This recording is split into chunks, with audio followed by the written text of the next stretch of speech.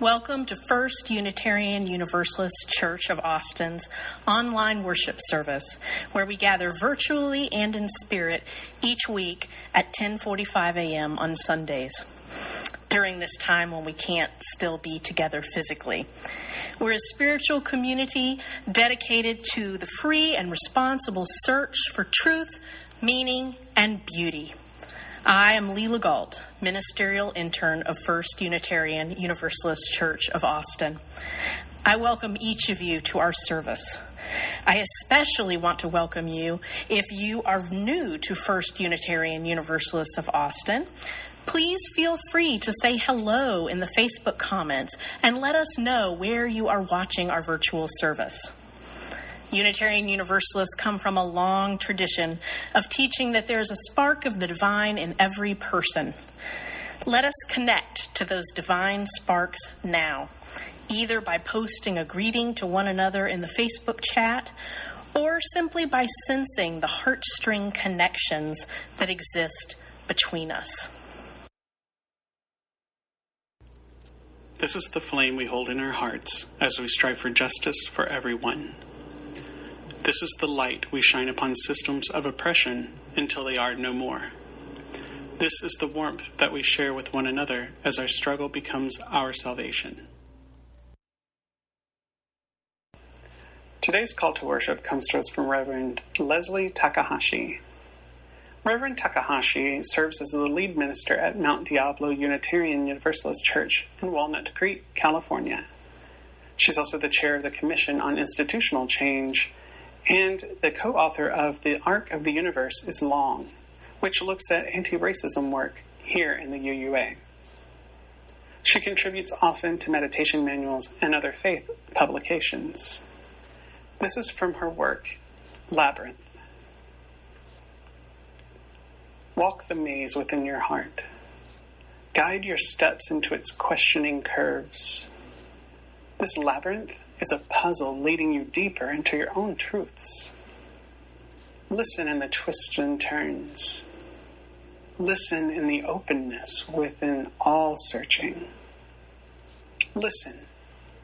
A wisdom within you calls to a wisdom beyond you, and in that dialogue lies peace. One of the things that helps bind us together as a religious community, even when we can't be together in person, is to have a common purpose. At First Unitarian Universalist Church of Austin, that common purpose is our mission. We have it written on the wall of our sanctuary, and we say it together every Sunday. Let's say our mission together now. Together, we nourish souls, transform lives, and do justice to build the beloved community. To learn more about what we mean by beloved community, you can visit the Martin Luther King Center at thekingcenter.org. Each week, to help those of us who identify as white deepen our understanding of the beloved community and the challenges that we face in building it, we've been taking a moment to consider how oppression operates in our world. Last month, in the wake of George Floyd's murder, a group of University of Texas athletes of color wrote a letter to the administration listing ways and things needed changed on campus to make it welcoming and inclusive for students of color. Their most contentious request was changing the UT fight song, The Eyes of Texas. The history and roots of that song are quite hostile to students of color. The thing is, The Eyes of Texas is sacred to many who have passed through UT and many who continue to fund its operations with donations. It evokes warm feelings and offers a sense of solidarity and sanctuary for these individuals. But unfortunately, this very same song makes many people of color on campus feel unseen, uncared for, unwelcome. This past week, UT announced that it is accepting several of the Athletes of Color's suggestions, such as renaming campus sites in honor of people of color. The UT fight song will remain the Eyes of Texas. Let's take a moment to reflect on what traditions we as a church might have that brings many of us lots of warm feelings and a sense of solidarity or sanctuary, but that might feel unwelcoming to congregants and visitors of color or people with other marginalized identities.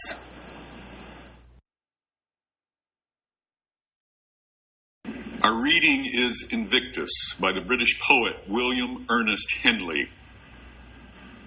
Out of the night that covers me, black as the pit from pole to pole, I thank whatever gods may be for my unconquerable soul.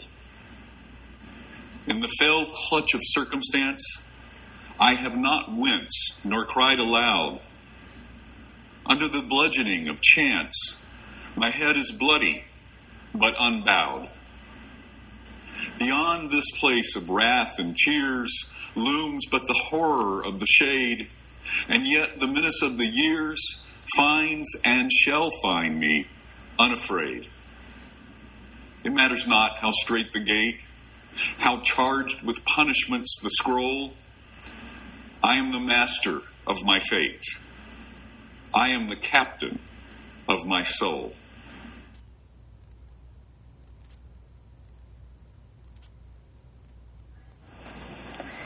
I invite you now into a time of centering, a time of breathing deeply, in and out, in and out.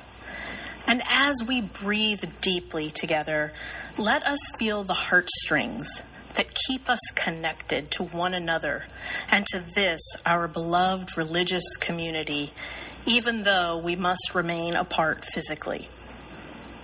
Let us breathe in and breathe out. Let's follow that breath to a deeper place inside, a place of calmness, a place where love thrives, to that spark of divine within each of us. We'll now have a few moments of music, during which I invite you to continue your meditative breathing. And if you wish, light a candle representing joys, sorrows, remembrances, hope. If you don't have a physical candle to light, you can light a virtual one at gratefulness.org.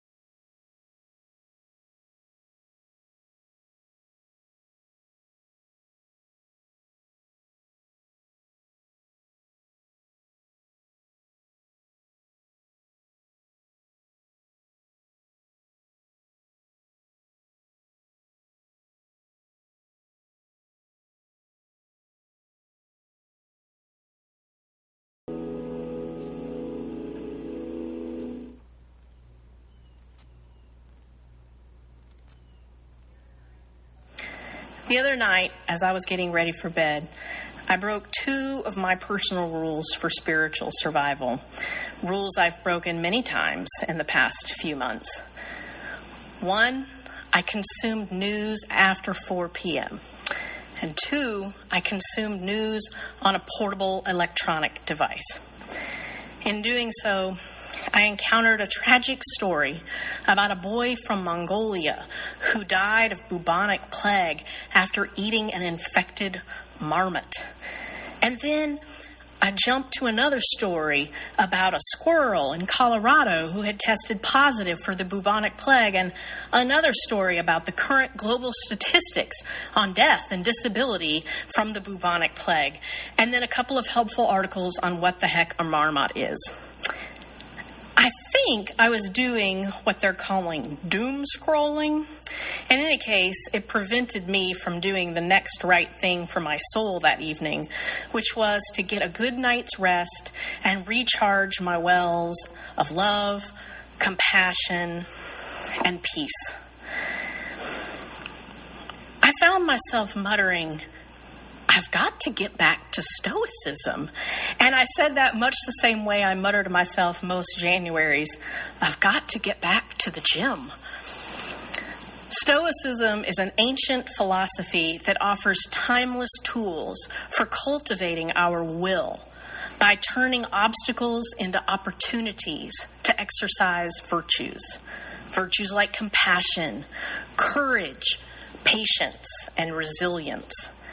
Stoicism started around 300 BC in Greece, and for about 300 years, Stoicism was the dominant philosophy of the Roman Empire, thanks to the teachings of notable Stoics like Seneca, Epictetus, and Emperor Marcus Aurelius.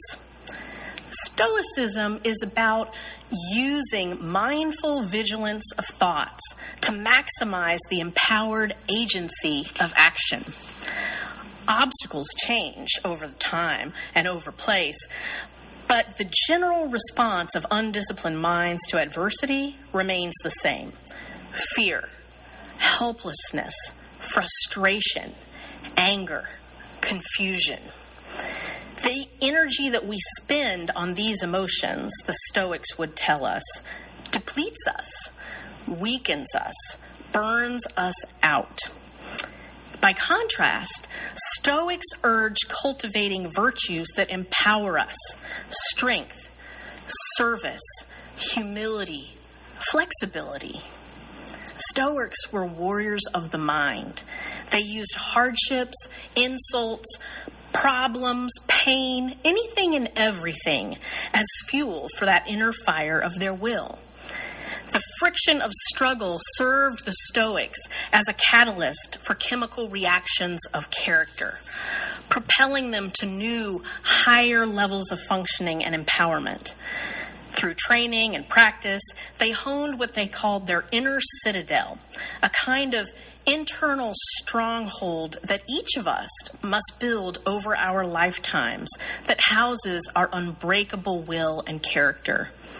Imagine the inner citadel as a kind of soul fortress that protects your inner self and that no amount of external hardship can mar. There's 3 steps in the process of building the Stoic inner citadel.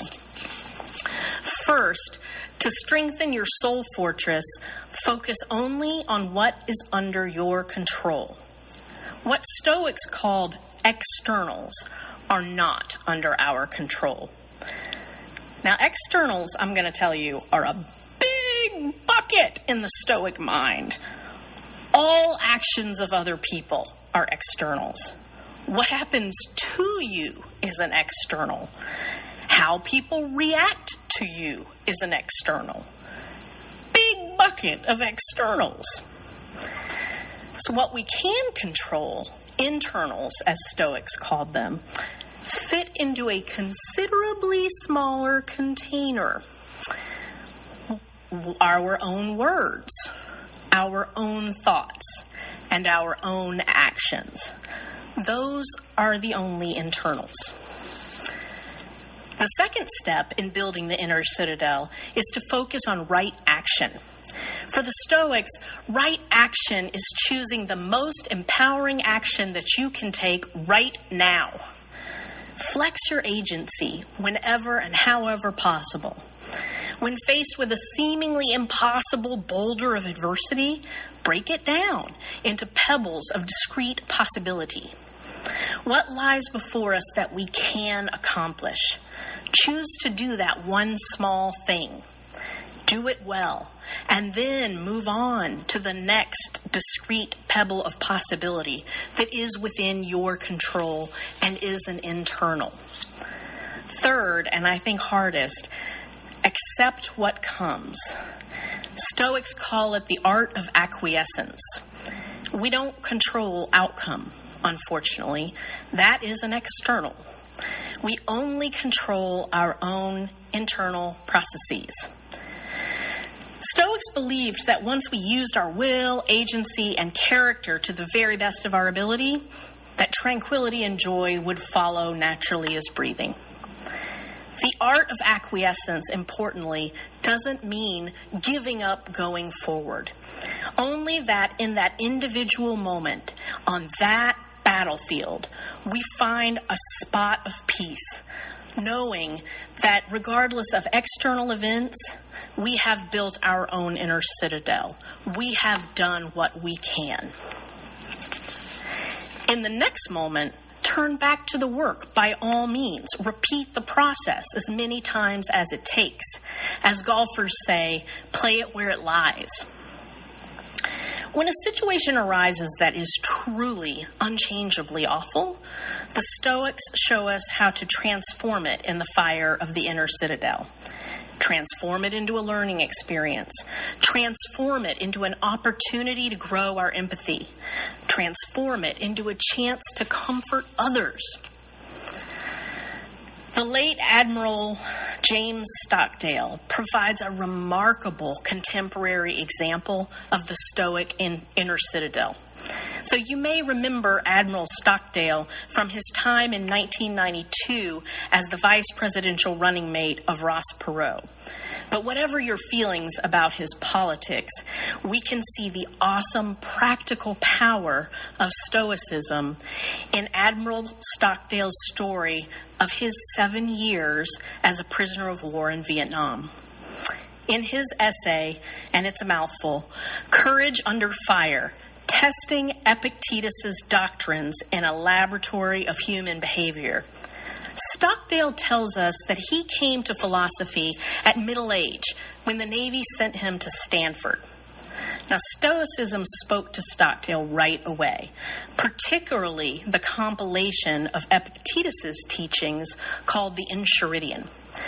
Enchiridion means ready at hand, so we might think of it as the Stoic handbook. But really, for the Stoics, ready at hand meant more like as a weapon, as a tool, something available to be used by you quickly and in any situation.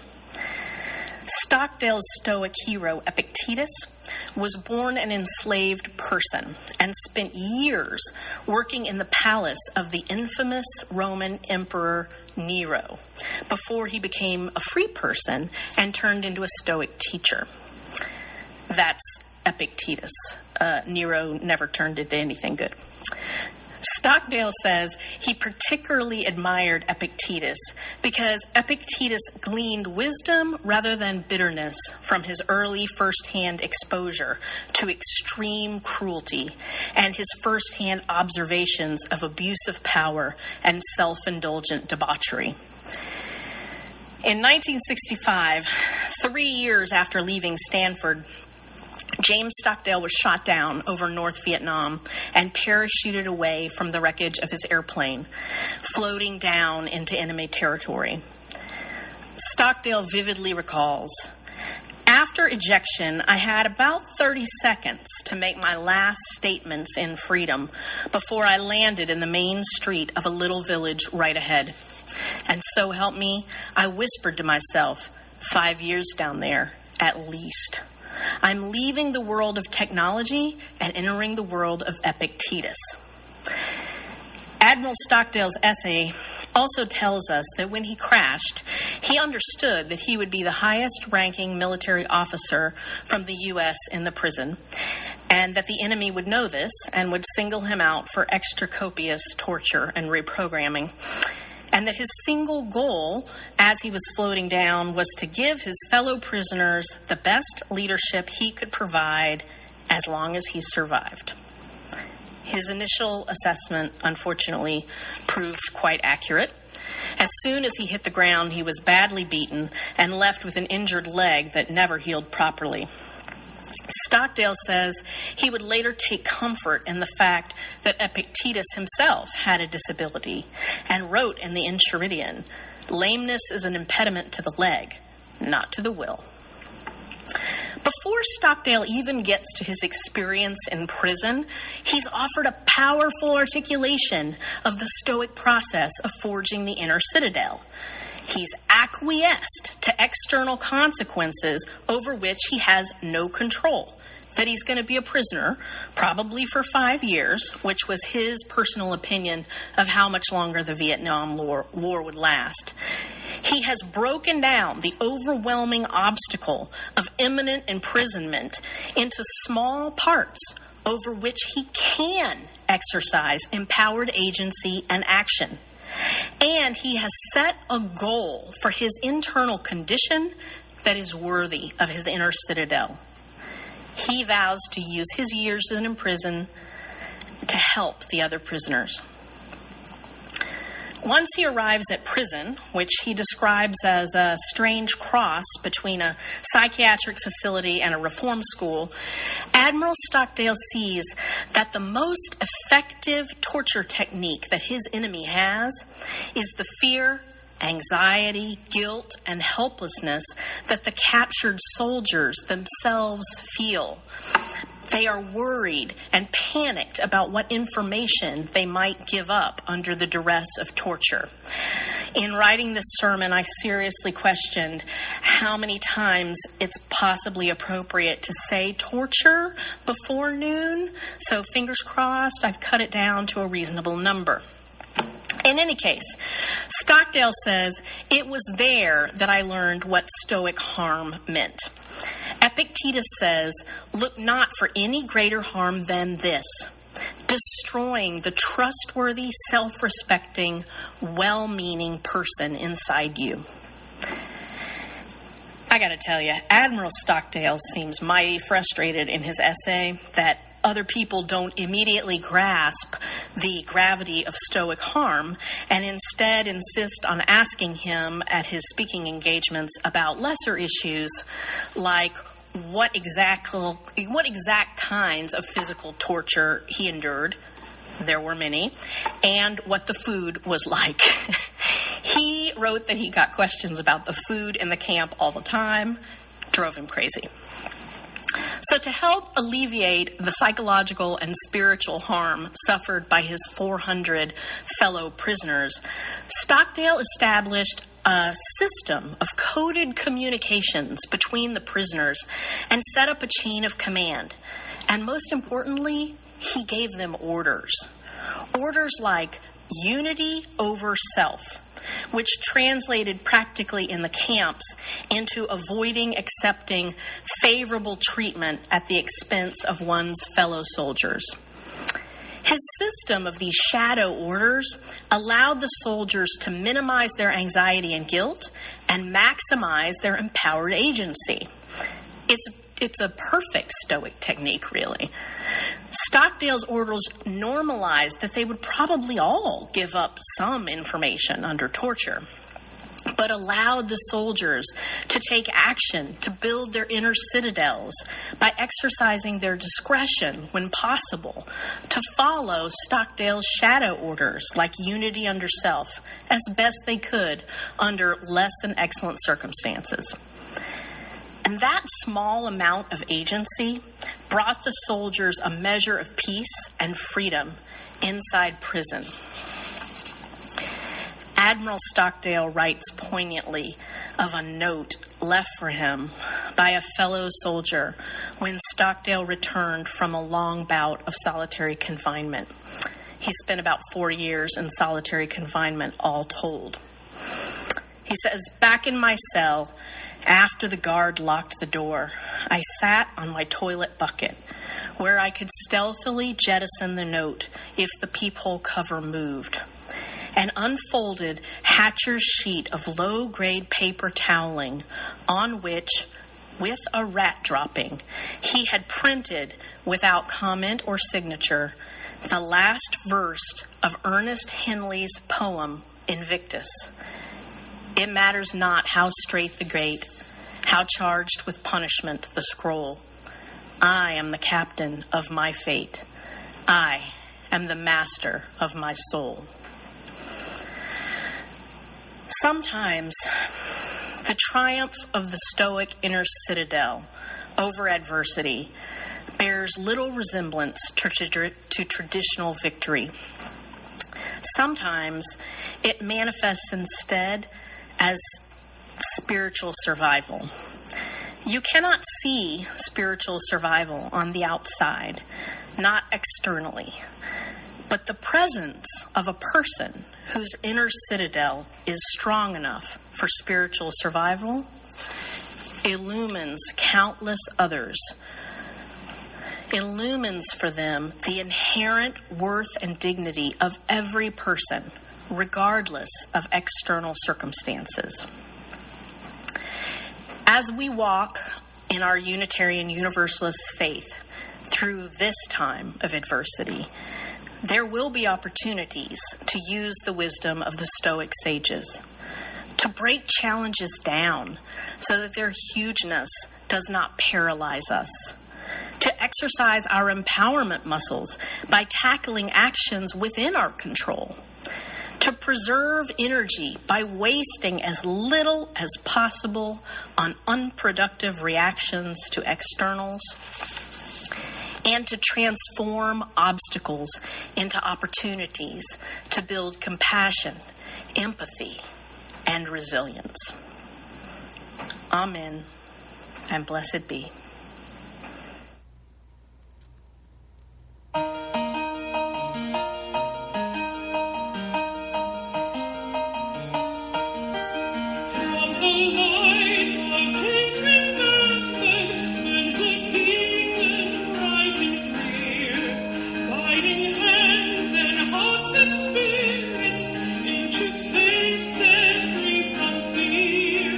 When the fight comes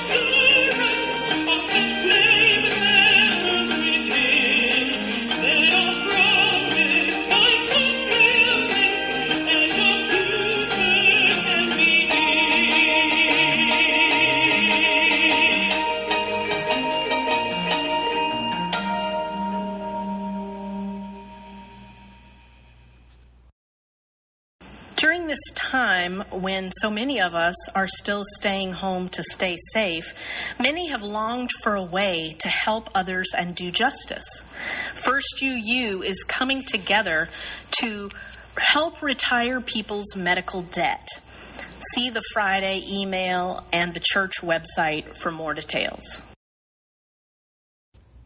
We extinguish this flame, but not the light of truth, the warmth of community, or the fire of commitment.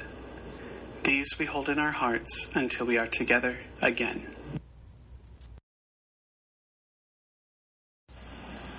May our inner citadels shine brightly as beacons that ignite spiritual survival in all who see them. Peace be with you. This is a production of the First Unitarian Universalist Church of Austin. For more information, go to our website at austinuu.org.